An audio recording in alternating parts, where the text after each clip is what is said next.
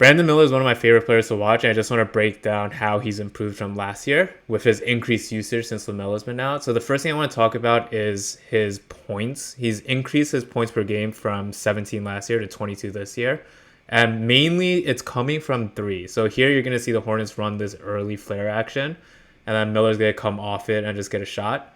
So he's shooting the ball 4 more times per game this year versus last year.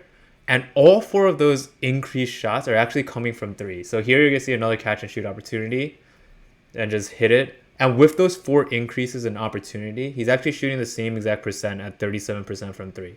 So increased usage, increased opportunity, same efficiency, which is good to see. Here you're going to see this down screen, and then he's just going to curl off this into a three.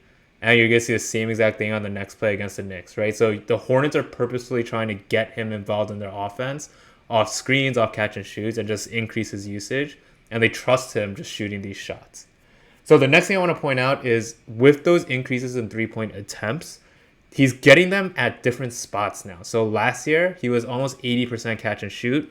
This year, he's only at 65% catch and shoot. So here you're going to see him have a lot more pull-up opportunities. Again, the converse is last year, he only shot 20% of his threes as pull-up jumpers. And this year, that's up to 35%.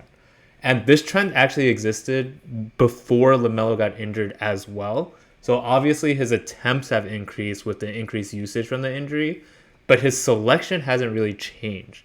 So pre-Lamelo, he was actually shooting 40% of his threes from pull-ups versus right now post-Melo, he's only shooting 33% of his threes from pull-up. So that's why it averages out to around 35% for the year. But his shot diet has just changed from last year to this year, where the Hornets and him feel more comfortable shooting these pull-ups. So a step back there and also just drilling it. And then the last thing to note on his shooting is he's actually shooting a lot better from tight contests and open shots. So from three last year on tight shots, he shot 23%. This year, he's at 31%.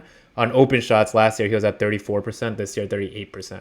So the only dip from his three-point shooting is actually on wide open shots. Last year, 44%. This year, 37%.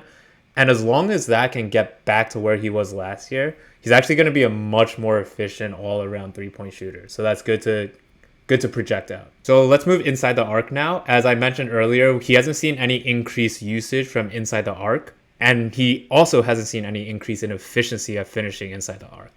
But these things I think will develop, especially if the Hornets keep on letting him become their primary playmaker and primary ball handler. He's currently operating as their offensive engine, right? And with more opportunities in this role, he's just going to gain more confidence. Like if you look at that miss right there, that was a good move and just lacking a little touch. But then if you look at some of his other plays, he looks really fluid and really smooth. So he is a naturally gifted scorer. If you just put him in that position more and more and let him develop, I think he could become a really good finisher where his efficiency numbers match up as well. Here, look, it's the start of the game. The Hornets are running plays for him. Get him some early touches near the basket, establish some confidence and some rhythm early on. And I think all these little things over the course of this year, they're obviously not competing, but in terms of his development, I think these things are really going to help. Look at him operating out of the pick and roll. So he's seeing increased usage out of the pick and roll this year as well. And with those increased usage, again, his efficiency really isn't there out of these pick and roll sets as a ball handler. Here he tries to force the same exact move he did on the last possession. But again, if you put him in these situations more and more, this is how development works, right? Like that's a better read. Don't force the action. Take a dribble to pull the ball back out. Here you're going to see him make a bad decision to try to force the ball in between two defenders. There's a turnover. But then on the next possession, you're going to see him make a good read instead of forcing a turnover, right? So here, gets a pick from Richards. Look at Cat. Cat's a little too far in help already. Miller sees this and then just hits a nasty spin move into a dunk. So this is just processing, right? The more you put a player in these positions, the more you let him be a ball handler, the more he's going to develop into a better ball handler. Here's a good read. So there's a pick. He's going to look off the corner and then hit a great pass here. And his passing has increased this year from last year as well. Really all his counting stats have increased.